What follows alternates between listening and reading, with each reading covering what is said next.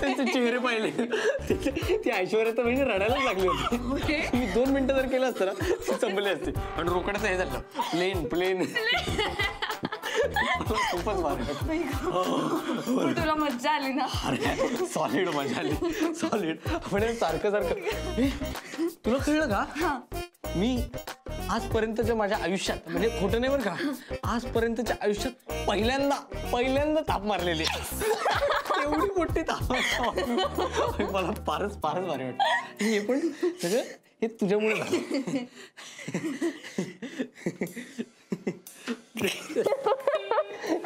It's my pleasure, dear. थाप मारना तो अपने बाएं हाथ का खेल है. पण खरं माहितीये मला ना असं शाळेपासून वाटायचं की आपण असं काहीतरी थ्रिलिंग असं थाप मारली पाहिजे. असं खोटंच बोललं पाहिजे एकदम नाही का. म्हणजे कसं की गृहपाठाची वही न्यायची. गृहपाठाची वही न्यायची आणि बाईंना सांगायचं की ओ बाई मी आज वही नाही आणली. कळलं नाही वही न्यायची पण मॅडमला सांगायचं की आता कळलं तुला. मी तुला माहितीये का याला ना बावळटपणा असं म्हणतात. का आता कुठं बोललो की अरे गृहपाठ न करता गृहपाठ केलाय पण वही आणलेली नाही असं सांगणं म्हणजे थाप मारणं. अच्छा तेच मला असं काहीसं करून बघायचं होतं. कसं आहे ना डॉक्टर तू आता थाप मारलीस बरोबर आहे पण खरी परीक्षा इथून पुढे आहे. म्हणजे थाप मारणं ही जशी कला आहे ना तशीच ती सस्टेन करणं ही सुद्धा एक कला आहे. म्हणजे माझी पूर्ण खात्री आहे की त्या लोकांचा अजिबात विश्वास बसलेला नसणार आहे म्हणून आपण त्यांच्या शंकांचा विचार करायचा आणि बरोबर त्याला मॅच होईल असं वागायचं. नाही ते सगळं ठीक आहे पण मी काय म्हणतो आपण एक खोटं बोलणं वगैरे कशाला करायचं आता थांबून टाकू ना. नाही काय मी असं खोटं बोलायला लागलो ना की माहिती ना तुला मी हसायला. डॉक्टर अरे थाप मारण्याच्या विश्वात एक वेगळी मज्जा आहे डॉक्टर. म्हणजे कसं आहे माहितीये का आपण जे नाही आहोत तेच आहोत असं दाखवायचं. नाही ते ऐकायला छान वाटतंय पण काय ते नाही जमत अगं. ते परवा रोकडे आला होता आपली माझी एवढी तालीम बिलीम घेतली मामा प्लेन टाका प्लेन कसलं प्लेन हसत बसलो मी. मी काय म्हणते मीत आपण ना रोकड्याचाच प्लॅन त्याच्यावर उलटवायची वेळ आली आहे. व्हॉट्स इट का अरे मज्जा एन्जॉय कर ना डॉक्टर. अरे नाही पण मी काय म्हणलो पण आपण काय एवढे गरीब नाही होत ग देऊन टाकू ना पार्टी. काय असं पोटात गोळा यायला लागला आता बघितलं ना बाहेर येतोय ना पोटात गोळा येतोय ना. अरे हीच तर खरी मज्जा आहे. यालाच तर म्हणतात thrill fun ride roller coaster ride. नाही ते सगळं ठीक आहे. एक सेकंड ते सगळं ठीक आहे मला सांग आपण सगळं का करायचं. अरे आपण आपल्यासाठी नाही करायचं मग आपल्या मुलांसाठी करायचं. मुलं होतील रे. शेवटी मला ज्या गोष्टीची भीती होती ना तेच घडलं. एवढं सगळं घडत गेलं नाही पण काहीही करू शकलो नाही रे. म्हणजे लांडगा आला रे आला असंच झालं ना. मला तर असं वाटतंय आज आपण मित्र म्हणून हरलोय रे सगळे. म्हणजे आपण सगळ्यांनी हे लाईटली घेतल्याचे परिणाम आहेत बाकी काही नाही. आपण लाईटली घेतलेलं नाही ऐश्वर्या. आपण प्रयत्न केलेत ना. त्याचा काय फायदा झाला. फायदा म्हणजे नातं हा व्यवहार आहे का. फायदा तोटा पाहतेस तू नात्यात. नातं खरं तर एक सुंदर हे. अरे हे असेल किंवा ते सगळं व्यर्थच गेलं ना शेवटी चुंबक. असं कसं म्हणतेस तू. आपण एवढे जेन्युइनली प्रयत्न केले होते ना. आपल्याला शक्य ते सगळं केलं होतं आपण. आपल्या हातात काय होतं.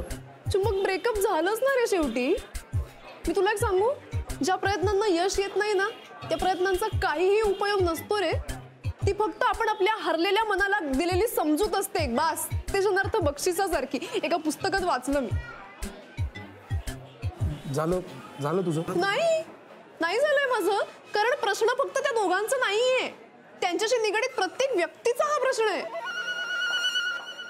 म्हणजे त्यांच्या नात्याबरोबर त्या त्या नात्याबद्दलची सगळी स्वप्नही संपली रे.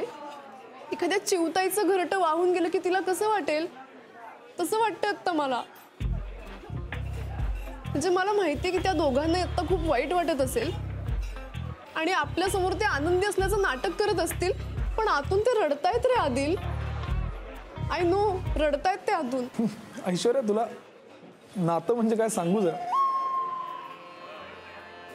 नातं म्हणजे ना एक सुंदर धाग्यांचा बंध आहे. त्यात गुंता होणारच ना ऋतू. अरे चुंबक, गुंता सुटत नाही म्हणून धागे कापून टाकायचे का रे? मला ते सिरियल बघितल्यासारखं वाटतंय. म्हणजे धागे, गुंता, नाती आणि काय बोलतोस तू रोकडे? नाही, जस्ट वाटलं आता. हा म्हणजे मला अजूनही बिलीव्ह होत नाही यार. हो ना, मलाही बिलीव्ह होत नव्हतं, पण आता आपण स्वतः बघितलंय ना डोळ्यांनी. आणि ती म्हणली यार की शेवटची मिठी आहे आता, ब्रेकअप म्हणून.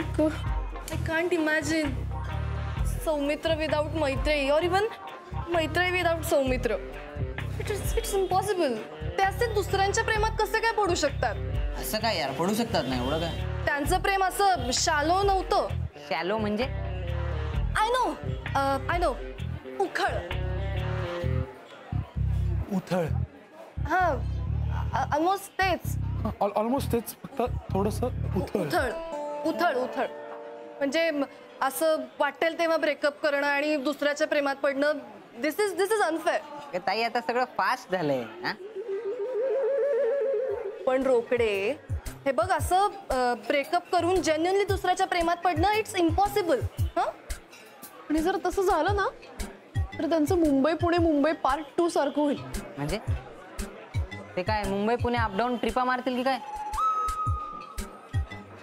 मुंबई पुणे मुंबई पार्ट 2 चित्रपटाविषयी बोलते रे रोकडे मी. हां, एक मिनिट, मी नाही पाहिली ती फिल्म. फार महत्वाची आहे का? म्हणजे अभ्यास करावा अशी आहे? मी पहिला भाग पाहिलाय, दुसरा नाही पाहिला. नाही पाहिलीस? प्रेमाचा अभ्यास करण्यासाठीच आहे. या रविवारी लागणारे बघ नक्की. बर. मुंबई पुणे मुंबई 2. हां. पण आता काय रविवारपर्यंत थांबू की काय? काय बोलालीस ते ऐकायला? काय पॉइंटचं बोल ना, मुद्द्याचं सांग काय ते.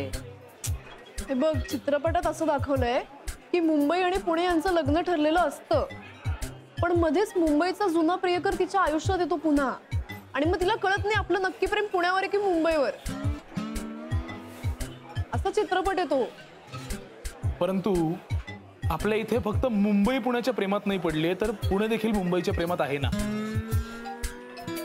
म्हणजे माझं असं म्हणणं आहे, सौमित्र आणि मैत्री दोघेही एकमेकांच्या प्रेमात आहेत ना. त्या चित्रपटाच्या एंडला जसं होतं तसं झालं ना तर खूप मजा येईल. खूप मजा येईल, खूप मजा येईल. म्हणजे काय होतं माहितीये का, सांगू का? नाही नको, तुम्ही बघा तुम्ही. मी नाही सांगत, अशी सवय नाहीये मला. नाही, तू सांगू नको, आम्ही बघतो. पण मला एक गोष्ट सांग, आता आयुष्य म्हणजे काय एवढं सोपं आहे का? सगळं पिक्चर सारखं असतंय का? तर आपण पण बघ ना, एवढ्या लोकांच्या प्रेमात पडतो, एवढ्यांदा प्रपोज टाकतो, पण का रोकडे, त्यासाठी जेन्युअनली प्रेम करावं लागतं मित्रा. बघ चुंबक, मी जेन्युअनलीच प्रेमात पडतो दरवेळेला, माहितीये का? नाही, खूप मनापासून करावं लागतं. अरे पण मनापासूनच प्रेम करतो मी दरवेळेला. प्रेमा इतकी चांगली भावना कुठं आहे का? तर आपण पण बघ ना, कसं प्रेमाच्या सर्च मध्ये आहे ना, तसंच त्यांचं पण असू शकतं ना, आहे का नाही? मला ना तुला आत्ताच्या आत्ता भेटायचंय. स्वप्नांचा उरलेला भाग सांगणार ना? सांगणार नाही, दाखवणार. तुमचं सौमित्राशी बोलणं झालंय का? आता तो ब्रेकफास्ट साठी येईल ना, मग बोला हा त्याच्याशी.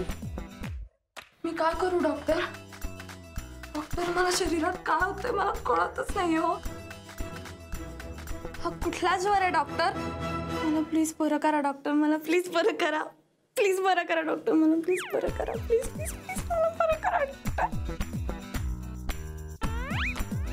एक मिनिट, तुम्हाला जो त्रास होतोय ना, तोच त्रास एक्झॅक्टली मलाही होते हो. अबे, तेच औषध मलाही मिळेल ना? तेच औषध कठीण आहे सौमित्राचं. म्हणजे